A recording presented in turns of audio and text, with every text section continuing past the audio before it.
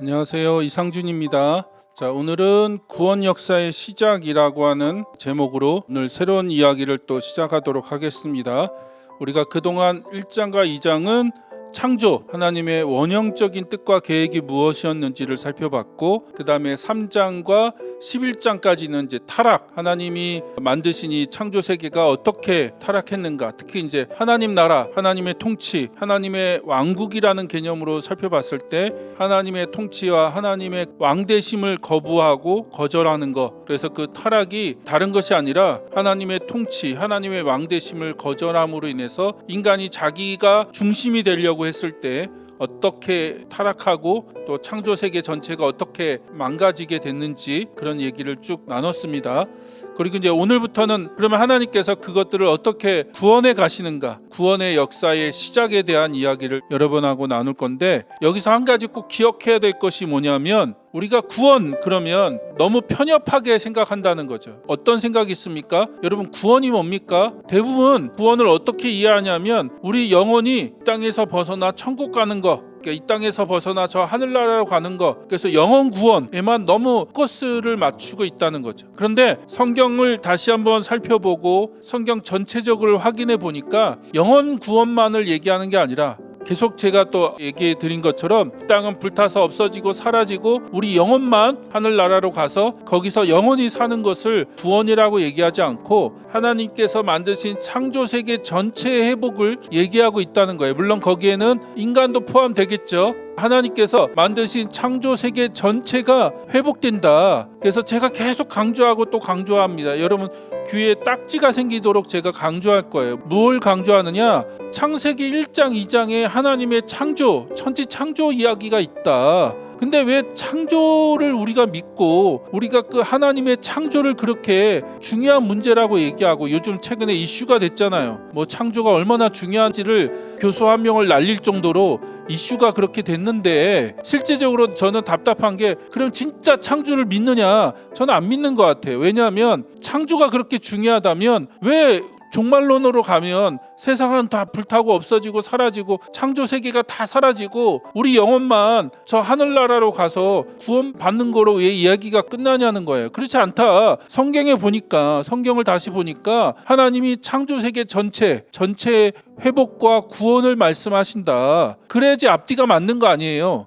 제 말이 이해되시죠?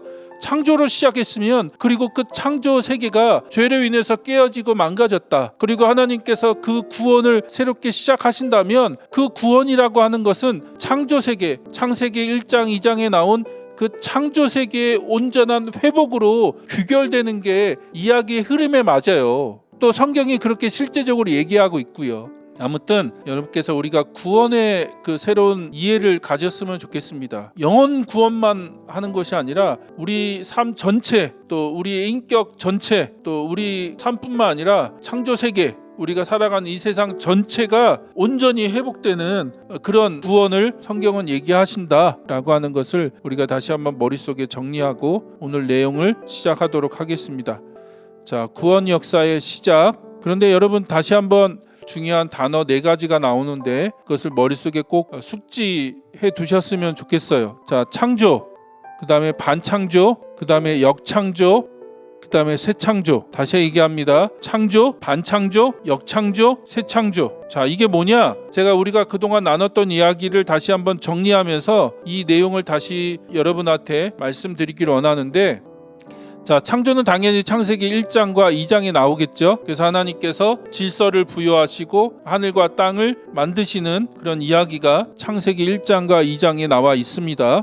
자, 그런데 반창조는 뭐냐면 창조 질서를 거스르는 거예요. 창조 질서에 반하는 거죠. 반하는 거, 반대하는 거. 그게 이제 창세기 3장에 나오고, 대표적인 게 이제 인간이 먹지 말라고 하는 선악과를 먹음으로 인해서 하나님께 불순종하는 거고 하나님께 반역하는 거잖아요. 그게 반창조잖아요. 창조 질서를 반하는 거. 그리고 창세기 6장에 보니까 그 결과 창조 세계가 다 썩었다. 그리고 무법천지가 되었다. 그래서 하나님께서 창조하신 것을 후회하신다라고 하는 이야기가 나오잖아요.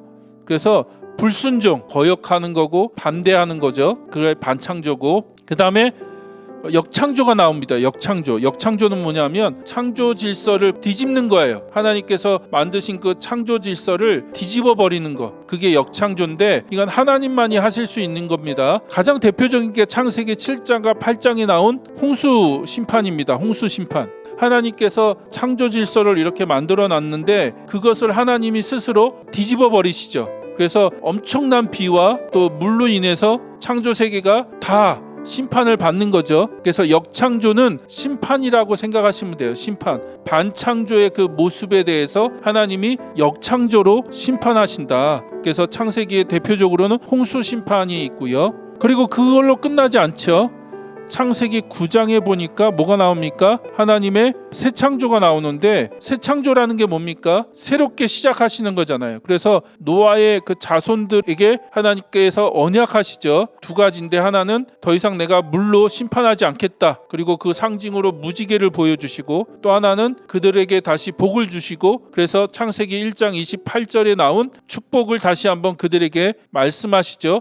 생육하고 번성하고 땅에 충만해라 라고 얘기하시고, 그들에게 그렇게 다시 한번 땅에 번성할 것을 하나님께서 그들에게 명령하시죠. 그게 이제 새 창조입니다. 새 창조, 새롭게 시작하시는 거죠. 그래서 언약이라고 하는 것을 통해서 새롭게 시작을 하시는 거죠. 그래서 여러분, 이 네 가지, 창조, 반창조, 역창조, 새 창조라고 하는 것을 꼭 기억해 두시면 이게 성경 전체에 계속 반복이 돼요. 이 패턴이 반복되고 신약에 가서도 중요한 하나님의 구원 역사를 설명하는 아주 중요한 개념으로 등장합니다. 예를 하나 더 들면, 우리가 이제 더 뒤에 가서 출애굽 얘기를 더 자세히 할 거니까 오늘 뭐 그거에 대해서 구구절절히 자세하게 얘기하지 않겠지만, 출애굽기를 봐도 이 패턴이 등장합니다. 출애굽기 1장에 보니까 이집트에 내려갔던 그 야곱의 그 가족들, 70명 정도 되는 야곱의 가족들이 어떻게 해요? 400년 만에 어마어마한 민족이 되죠. 큰 민족이 돼요. 근데 그거는 뭘 얘기하는 겁니까? 하나님이 창세기 1장 28절, 그 다음에 창세기 9장에 약속하시고 말씀하셨던 그 축복이 이스라엘 민족에게 이루어진 거잖아요. 생육하고 번성하고 땅에 충만해라, 숫자가 많아지는 거, 번성하는 거, 그걸 하나님이 명령하셨는데 이스라엘 민족이 그렇게 아주 강대해졌잖아요. 큰 민족을 이루었잖아요. 그래서 그게 창조 질서가 적용되는 그런 모습을 볼 수 있는 거죠. 근데 이어서 반창조가 등장합니다. 반창조는 뭡니까? 바로가 이스라엘 민족이 너무 커지니까 걱정하고 염려하고 두려워해서 뭐라고 명령해요? 이스라엘 민족을 괴롭히죠. 괴롭히고 학대하고 핍박하고, 그리고 산파들을 불러갖고 뭐라고 명령합니까? 자, 이스라엘 여인들이 애를 낳을 때 봐서 아들이면 남자면 죽이고 딸이면 여자면 살려두라고 얘기하죠. 이게 뭐예요? 창조 질서를 지금 반하는 거잖아요. 생육하고 번성하라고 하신 하나님의 이 창조 질서를 반하는 거거든요. 그래서 하나님이 모세를 통해서 이집트 땅을 심판하시죠. 역창조죠. 역창조. 그리고 그것의 대표적인 사건이 10가지 재앙입니다. 그래서 우리가 10가지 재앙을 뭐 이집트의 신들과 연결해서 설명할 수도 있지만 역창조로서도 설명할 수 있어요. 예를 들어서 엄청난 메뚜기 떼가 쳐들어온다든지, 아니면 개구리가 강가에만 있어야 되는데 그 경계를 넘어서서 온 땅으로 개구리가 침범한다든지, 아니면 낫이 사라지고 밤만 길어진다든지, 뭐 하여튼 여러 가지 그런 10가지 재앙들이 다 뭐예요? 창조 질서를 거스리는 거거든요. 역창조. 그리고 그게 하나님의 심판이다. 심판. 그리고 그 10가지 재앙으로 인해서 어떻게 해요? 하나님이 이스라엘 민족을 구원해 내시죠. 그 이집 땅에서 건져내세요. 그러면서 뭐가 시작돼요? 새 창조. 이스라엘 민족이 이제는 노예가 아니라 하나님의 백성으로 홍해를 건너고 시내산에서 하나님과 언약을 맺음으로써 이제 이스라엘 민족, 하나님 백성으로서 새롭게 시작하시죠. 새 창조. 그래서 그들을 통하여 그들만 축복하시겠다는 게 아니라 온 민족과 온 나라들, 하나님이 그 이스라엘 민족을 통해서 하나님의 복을 흘려보내겠다, 그렇게 말씀하시는 거죠. 그게 새 창조죠. 새 창조. 이해되시죠? 그리고 이게 나중에 신약에 가서도 예수님에게도 그대로 적용이 됩니다. 여러분께서 구원이라고 하는 그걸 생각하실 때 이 4가지 단어, 창조, 반창조, 역창조, 새 창조를 딱 떠올리시면 여러분이 성경을 좀 보실 수 있는 눈이 새롭게 열릴 것입니다.